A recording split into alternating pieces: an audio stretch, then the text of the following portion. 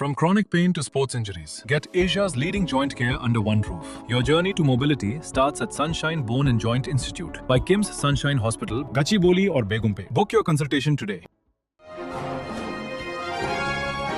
ప్రస్తుడి ప్రియులకు ఇది shocking news అని చెప్పాలి. బంగారం ధరలు మళ్లీ పరుగులు పెడుతోంది. ఇవాళ ఒక్కరోజే 1310 రూపాయలు పెరిగింది. 24 క్యారెట్ల ప్యూర్ గోల్డ్ 10 గ్రాములపై ఏకంగా 1310 రూపాయలు పెరిగి 1,58,350 రూపాయలకు చేరింది. అటు నగల తయారీకి ఉపయోగించే 22 క్యారెట్ల బంగారం ధర కూడా 10 గ్రాములపై 1,200 రూపాయల మేర పెరిగి ప్రస్తుతం 1,45,150 రూపాయల వద్ద కొనసాగుతోంది.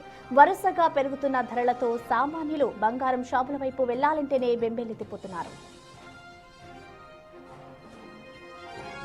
బంగారం ధరలు పెరిగినప్పటికీ వెండి మాత్రం ఊరట కల్పించింది. ఇటీవలే 3 లక్షల మార్కు దాటిన వెండి మళ్లీ వెనక్కి తగ్గింది. 2 రోజుల్లో కిలో వెండి రేటు 10,000 మేర పడిపోయింది. దీంతో ఈరోజు కిలో వెండి రేటు హైదరాబాద్ మార్కెట్లో 2,85,000 మార్కు వద్ద అమ్ముడవుతోంది.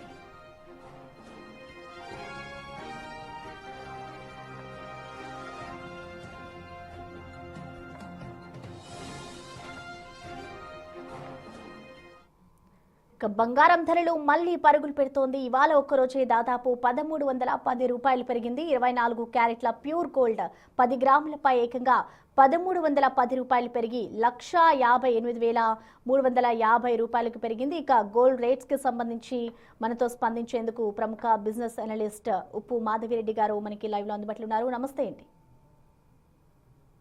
ఎస్ మాధవి గారు, మనం చూస్తున్నాం ఇటు బంగారం ట్రెండ్ చూస్తుంటే మళ్ళీ పెరగడానికి రీజన్స్ ఏమై ఉండొచ్చు అంటారంటే, ఒకసారి హెచ్చు తగ్గులు అనేవి జరుగుతున్నాయి కాబట్టి ఒకే రోజు 1,000 రూపాయలు పెరగడాన్ని ఎలా చూడాలంటారు?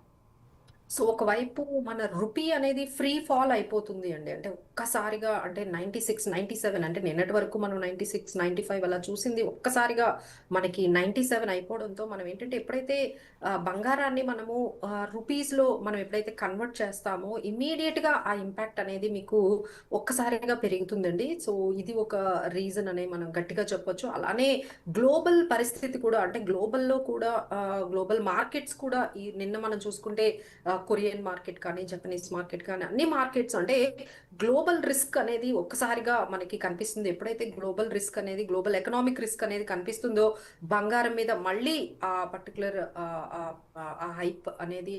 హైక్ అనేది మనకి కనిపిస్తుంది. అలానే ఓవరాల్ గా మొత్తం అన్ని అంటే ఇండియాలోనే ఆల్రెడీ ఈ రోజు రెండోసారి మళ్ళీ పెట్రోల్ ప్రైస్ ని మళ్ళీ పెంచారు. సో హైయెస్ట్ గా మన హైదరాబాద్ లోనే ఎక్కువగా ఉంది మిగతా స్టేట్స్ తో కంపేర్ చేసుకుంటే. సో నాట్ ఓన్లీ ఇండియా అంటే ఎక్కడ చూసినా ఇన్ఫ్లేషన్ అనేది బాగా పెరుగుతోంది. సో ఎప్పుడైతే ఇన్ఫ్లేషన్ పెరిగిందో గోల్డ్ అనేది ఖచ్చితంగా అది ఇన్ఫ్లేషన్ హెడ్జింగ్ కి యూజ్ చేసే ఇన్స్ట్రుమెంట్ కాబట్టి సో ఇన్ఫ్లేషన్ పెరగగానే ఇమీడియట్ గా మనకి గోల్డ్ మీద ఇంపాక్ట్ అనేది కనిపిస్తుంది. సో ఈ విధంగా చాలా వరకు ఈ గోల్డ్ సిల్వర్ ప్రైజెస్ పెరగడానికి ఇంకొకసారిగా సిల్వర్ ఇంపోర్ట్స్ మీద కూడా బాగా మనకి అక్కడ బ్యాన్ అనేది పెట్టారు. సో దీనివల్ల కూడా మళ్ళీ ఇంకొంచెం ఈ సప్లై కన్స్ట్రెంట్స్ వల్ల కూడా గోల్డ్ సిల్వర్ అనేవి మళ్ళీ ఇప్పుడు పెరుగుతూ ఉన్నాయి. అంటే ఇప్పుడు చూసుకుంటే ప్రజెంట్ ఇటు వార్స్ కూడా జరుగుతున్నాయి కాబట్టి సో దాని భయాలే ఇప్పుడు గోల్డ్ రేట్ ని ఫిక్స్ చేస్తున్నారు అనుకోవచ్చా? అది కూడా ఒక రీజన్ అయి ఉండాలనుకోవచ్చా? డెఫినెట్లీ అండి. అదేనండి, ఇప్పుడు ఎక్కడా కూడా అంటే ఈ వార్ అనేది తగ్గుతుంది అనేది ఏమీ కనిపించట్లేదు. ఎందుకంటే వాళ్ళైతే ఇరాన్ వాళ్ళు చాలా చాలా ఫర్మ్ గా ఉన్నారు. మేము మా యురేనియం ఎన్రిచ్మెంట్ అనేది మేము చేసుకుంటాము, మీరు చెప్పినట్టు మేము వినము. అలానే స్ట్రేట్ ఆఫ్ హార్మోస్ కూడా మా ఫుల్ కంప్లీట్ గా మా కంట్రోల్లో ఉంటుంది అనేది వాళ్ళు అసలు ఫర్మ్ గా ఉన్నారు. దేనికైనా రెడీ. మీరు పీస్ టాక్స్ అంటే పీస్ టాక్స్ లేదు అంటే వాళ్ళు పెట్టినవి ఏవైతే ఆ నెగోషియేషన్ అగ్రిమెంట్ కి సంబంధించిన ఉన్నాయో అది యుఎస్ కి అయితే అస్సలు అది యాక్సెప్టబుల్ గా లేదు. సో ఎప్పుడైనా ఇది ఫెయిల్ అయిపోవచ్చు. వాళ్ళు పెట్టిన అగ్రిమెంట్ ఏది యుఎస్ కి ఆ పర్టికులర్ నెగోషియేషన్స్ కి అయితే ఎక్కడా కనిపించట్లేదు. So immediately any time war can start అనగానే ఎప్పుడైతే వార్ అనేది మళ్ళీ రీస్టార్ట్ అవుతుందో అగైన్ మనకి గోల్డ్ ప్రైజెస్ అనేవి ఈ రిస్క్ కి ఎప్పుడైతే పెరుగుతూ ఉంటుందో గ్లోబల్ రిస్క్స్ అనేవి గ్లోబల్ వార్ లో అనేవి ఏ విధంగా రిస్క్స్ పెరుగుతూ ఉంటాయో దానికి ఈక్వలెంట్ గా గోల్డ్ మీద ఆ ప్రెషర్ అనేది కనిపిస్తుందండి. So that is one more reason. అసలు ఇండియాలో అంటే మనకి ఇంటర్నేషనల్ ప్రైజెస్ లో గోల్డ్ తక్కువ పెరిగినా మన ఇండియాకి వచ్చేటప్పటికి అది మన రూపీ బాగా డిప్రిషియేట్ అవ్వడంతో ఆ కన్వర్షన్ లో ఇంకొంచెం గోల్డ్ అనేది ఇక్కడ ఎక్కువగా మనకి ఎక్కువ ప్రైజెస్ పెరగడం అనేది కనిపించింది. So too much of volatility అనేది కనిపిస్తుందండి. ఇంకొక వైపు ఈక్విటీ మార్కెట్స్ ఎప్పుడైతే కొలాప్స్ అవుతాయో ఇమ్మీడియట్ గా నెక్స్ట్ అసెట్ క్లాస్ అయిన గోల్డ్ అనేది బాగా పెరుగుతుంది. యుఎస్ లో అక్కడ చాలా ఇష్యూస్ అనేవి మనకి ఏంటంటే బాండ్ ఈల్డ్స్ ఏవైతే ఉన్నాయో అవి చాలా హైగా ఉన్నాయి. సో ఎప్పుడైతే అక్కడ ఇంట్రెస్ట్ రేట్స్ పెరుగుతూ ఉన్నాయో సో అక్కడ ఉన్న కంపెనీస్ మీద ఇన్వెస్ట్ చేయడము, ఈ ఏఏ మీద ఇన్వెస్ట్ చేయడము ఇప్పుడు అంత ఈజీ కాదు, అంత వాళ్ళకి కాస్ట్ ఎఫెక్టివ్ కాదు. సో ఇమీడియట్ గా అక్కడ సెల్ ఆఫ్ కానీ జరిగిందంటే మళ్ళీ గోల్డ్ అనేది పెరిగే అవకాశాలు కనిపిస్తున్నాయి. సో ఓవరాల్ గా గ్లోబల్ ఎకనామిక్ రిస్క్స్ కానీ లేకపోతే జియో పొలిటికల్ ఇష్యూస్ కానీ గ్లోబల్ వార్ ఇష్యూస్ కానీ ఇవన్నీ కూడా ఒక్కసారిగా పెరగడం మనకి ఈ గోల్డ్ మీద ఈ విధంగా ప్రైస్ హైక్ అనేది కనిపిస్తుంది.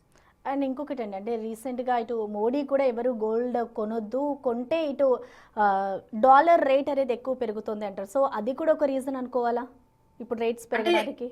మనం ఇప్పుడు ఎట్లా అయినా అండి ఫ్రీ ఫాల్ అంటే ఇప్పుడు 96 అంటున్నారు, మేబీ చాలా మంది 100 కూడా వెళ్ళిపోవచ్చు.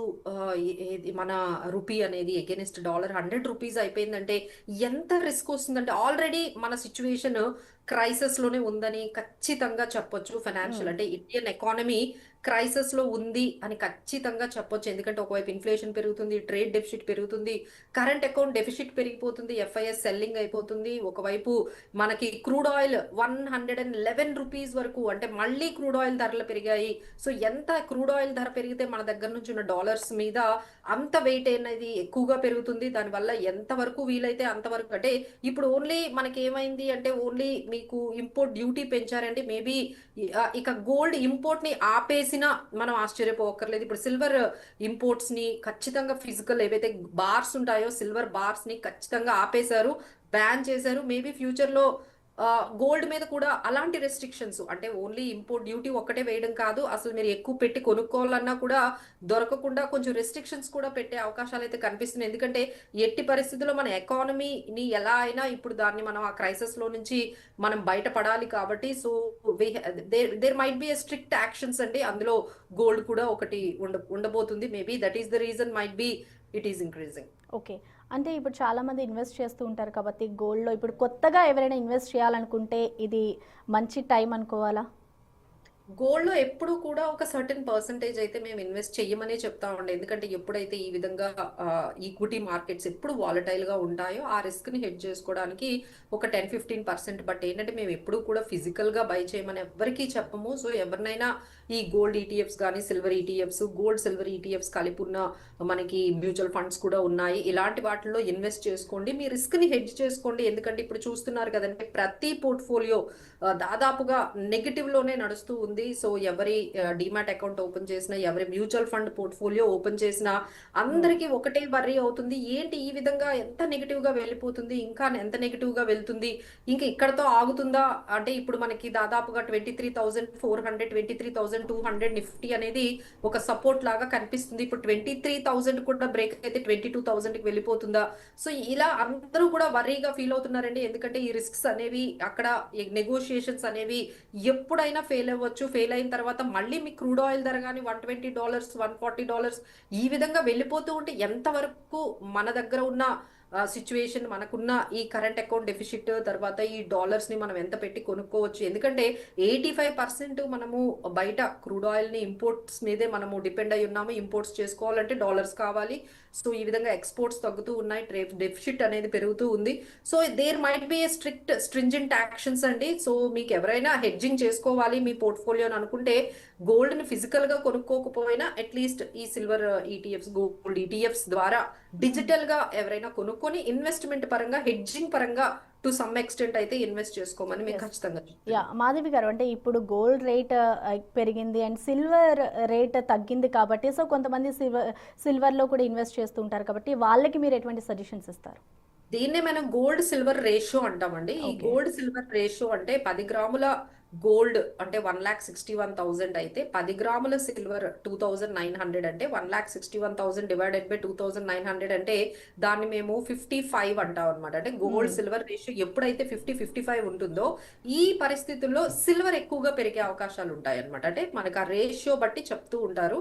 సో 50-55 రేషియోలో ఉంటే గోల్డ్ కన్నా కొంచెం సిల్వర్ కి ఎక్కువ వాలటిలిటీ ఉంటుంది. At the same time growth కూడా గోల్డ్ కన్నా ఎక్కువ ఉంటుంది. సో ఎవరైనా ఆ పర్టికులర్ గా మీరు గోల్డ్ ఆ సిల్వర్ అని కన్ఫ్యూజ్ అవుతూ ఉంటే మీరు కానీ ఆ వాలటిలిటీని ఎక్కువగా ఆ కెపాసిటీ కానీ మీకు ఉన్నట్లయితే, ఎందుకంటే సిల్వర్ లో వాలటిలిటీ ఎక్కువ ఉంటుందండి. గోల్డ్ కు ఉన్నంత స్టెబిలిటీ సిల్వర్ కు ఉండదు. ఒక్కసారిగా డ్రాప్ అవుతుంది, ఒక 20,000 డ్రాప్ అవుతుంది. సో ఒక్కసారిగా పెరగడం కూడా అలానే ఉంటుంది. సో మేము రిస్క్ ని మేము మేనేజ్ చేసుకోగలం అనుకునే వాళ్ళకి మేము సిల్వర్ సజెస్ట్ చేస్తాము. వద్దు మేడం మాకు స్టేబుల్ గా స్టడీగా ఉండాలి, అంత వాలటిలిటీ వద్దు అంటే గోల్డ్కి వెళ్ళాలండి. ఓకే. అంటే ప్రెజెంట్ చూసుకుంటే ఇటు ఇరాన్, అమెరికా వార్ ఇంకా కొనసాగుతుంది. సో దానికి ఎప్పుడైతే ఫుల్ స్టాప్ పడుతుంది అని అనుకుంటామో అప్పుడు ఇంకా రేట్స్ పెరిగే ఛాన్సెస్ ఉంటాయి అనుకోవాలా? లేదండి. ఎప్పుడైతే మనకి ఈ వార్ ఇష్యూస్ తగ్గుతాయో, ఎప్పుడైతే మనకి ఫ్రీగా క్రూడ్ హ్మ్. ఆయిల్ అనేది, క్రూడ్ ఆయిల్ లేదు అనేది లేదండి. వరల్డ్ లో crude oil millions of barrels ఉంది. కాకపోతే ప్రాబ్లం ఏంటంటే అది మనకి సప్లై అనేది అవ్వడం లేదు. సో ప్రొడక్షన్ అనేది కొన్ని కంట్రీస్ ఆపేశాయి. సో ఇలాంటి ఇష్యూస్ వల్ల ఉంది కానీ, బట్ ఒక్కసారి ఈ వార్ గాని ఆగితే మీరు $90 వరకు కూడా చూసే అవకాశం ఉంటుంది. ఇంకా తక్కువ కూడా చూసే, బట్ ఎన్ని రోజులు మనము ఈ 110 లేకపోతే $111 దగ్గర ఈ క్రూడ్ ఆయిల్ ఉంటుందో అంతవరకు ఇదే స్ట్రెస్ అన్ని ఎకానమీస్ లో కనిపిస్తుంది. గ్లోబల్ క్రైసిస్ లో కూడా ఈ విధంగా ఉంటే వెళ్ళిపోతుంది. సో మిగతా కంట్రీస్ కూడా అందరూ కూడా కొంచెం నెగోషియేషన్స్ కి ముందుకు తీసుకువెళ్తూ ఉన్నారు. ఇంకా ఈ వార్ ఆపేయాలి, ఇది మాకు చాలా బర్డెన్ అవుతుంది అనేది చాలా వరకు ప్రెషర్ అయితే ఉందండి. But Iran is very much on that, అంటే మేము యుద్ధానికైనా రెడీగా ఉన్నాం, కానీ యుఎస్ చెప్పిన నట్టుగా మేము ఇరాన్ అదే మా యురేనియం ఏదైతే ఎన్రిచ్మెంట్ ఉంటుందో అది ఆపము. అలానే స్ట్రేట్ ఆఫ్ హార్మోజ్ కూడా మా దగ్గరే ఉంటుంది. హ్మ్. యుఎస్ కూడా మీ దగ్గర ఉన్నంత వరకు అది సేఫ్ గా ఉండదు, మాకు మా దగ్గర కంట్రోల్ ఉండాలి అని చెప్పి వాళ్ళు. సో ఇదంతా కూడా అసలు కంప్లీట్ గా క్లోజ్ అయ్యేటట్టుగా అయితే కనిపించట్లేదండి. Don't know like how long it will take. అప్పటి వరకు అయితే సిచ్యువేషన్స్ అయితే ఇలానే ఉంటాయి. సో అంతవరకు గోల్డ్ సిల్వర్ అనేవి ఈ విధంగా పెరుగుతూ ఉంటాయి. ఓకే అండి. అంటే ఇప్పుడు ప్రెజెంట్ మన ఇండియాలో రూపాయి విలువ పతనం ప్రభావం కూడా బంగారం రేట్లపై అవును. పడుతుందని భావించవచ్చు అంటారా?